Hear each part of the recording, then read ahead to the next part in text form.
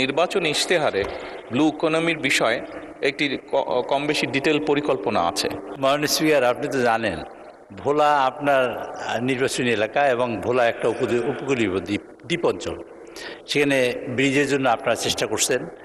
পটুয়াখালী, ফেনী, বরগুনা এবং এই পিরোজপুর, এই দক্ষিণাঞ্চল, সাতক্ষীরা, খুলনা, বিশাল একটা দক্ষিণাঞ্চল।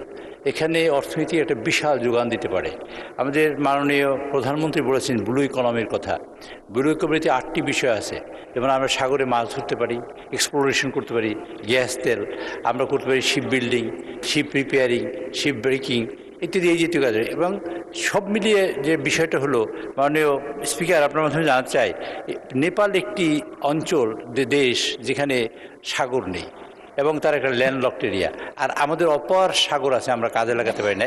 তার মধ্যেও এই উপকূলীয় অঞ্চলের মানুষ অত্যন্ত দুর্ভোগের শিকার হয়। সাইক্লোন, ঝড়ঝা, ভূমিকম্প যখন তৈরি হয়, এবং উপকূলীয় অঞ্চলের মানুষ প্রকারান্তরে সারা বাংলাদেশের মানুষের মধ্যে অত্যন্ত গরিব। কাজে এই এলাকায় সার্বিক বিবেচনা করে মাননীয় প্রধানমন্ত্রী যদি এরকম একটি পার্বত্য চট্টগ্রাম যেরকম মন্ত্রণালয় করেছেন, এরকম একটা মন্ত্রণালয় অথবা যে বিভাগের কথা বলেছেন, আমি তাকে ধন্যবাদ জানাই, যে বিশেষ বরাদ্দ এই এলাকার মানুষগুলোর জন্য এবং উপকূলীয় অঞ্চল, ইতিমধ্যেই কিন্তু উপকূলীয় অঞ্চলে একটা ঘোষণা করা হয়েছে এবং সেখানে আলাদা বরাদ্দ দেওয়া হয়। আমি মনে করতে চাই, আমি বলতে চাই মাননীয় প্রধানমন্ত্রীর কাছে, উপকূলীয় অঞ্চলে যারা আছেন সকল মাননীয় সংসদ সদস্যদের সমন্বয়ে অথবা সরকার যদি বিবেচনা করেন যে তাদের বরাদ্দ বেশি এবং উপকূলীয় অঞ্চলে তাদের যোগাযোগ ব্যবস্থা নিশ্চিত এবং তাদের সার্বিক উন্নয়নের লক্ষ্যে আর বর্ধিত কোনো কার্যক্রম তিনি গ্রহণ করবেন কিনা মাননীয় স্পিকার, এটা আমি জানতে চাই মাননীয় প্রধানমন্ত্রীর কাছে। মাননীয় প্রধানমন্ত্রী। ধন্যবাদ মাননীয় স্পিকার, ধন্যবাদ মাননীয় সংসদ সদস্য আপনার সম্পূরক প্রশ্নের জন্য।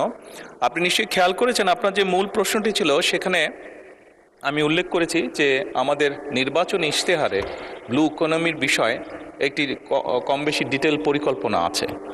বাংলাদেশের বৃহৎ একটি জনগোষ্ঠী সমুদ্র অঞ্চলগুলোতে বাস করছে। ভোলা সহ, বরগুনা সহ, পটুয়াখালী সহ, কক্সবাজার সহ, চট্টগ্রাম সহ বিশাল একটি অঞ্চল বাস করছে। এবং খুব স্বাভাবিকভাবেই আমরা যদি এই ব্লু ইকোনমির বলতে যে সকল অর্থনীতি, যে সকল বিষয়গুলো এখানে আছে, সেগুলোকে যদি আস্তে আস্তে অর্থনৈতিক সম্ভাব্যতা বিবেচনা করে আমরা গড়ে তুলতে পারি, তাহলে অবশ্যই বহু মানুষের জীবনযাত্রার মান আমরা পাল্টাতে সক্ষম হব। এবং সেখানে এই অঞ্চল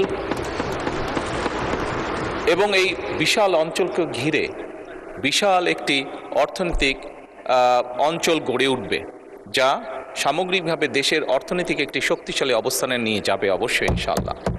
এবং সেজন্যই এবং এই সকল বিষয় বিবেচনা করি আমরা আমাদের নির্বাচনী ইশতেহারে এই বিষয়টিকে অত্যন্ত গুরুত্বের সাথে তুলে ধরেছি এবং সরকারের বিভিন্ন মন্ত্রণালয় এরই ভিতরে ধীরে ধীরে পরিকল্পনাগুলো গ্রহণ করা শুরু করেছে। এতে যেহেতু একটি বিশাল বিষয়, সেই জন্য এটার ফল পেতে কিছু সময় লাগবে। তবে আমরা দৃঢ়ভাবে বিশ্বাস করি ইনশাআল্লাহ আমরা সঠিক পরিকল্পনা নিয়ে এগোতে সক্ষম হলে আমরা দেশের বিশাল একটি অংশ এবং সেই অংশে বসবাসরত মানুষদের জীবনযাত্রা সুন্দরভাবে পরিবর্তন করতে সক্ষম হব।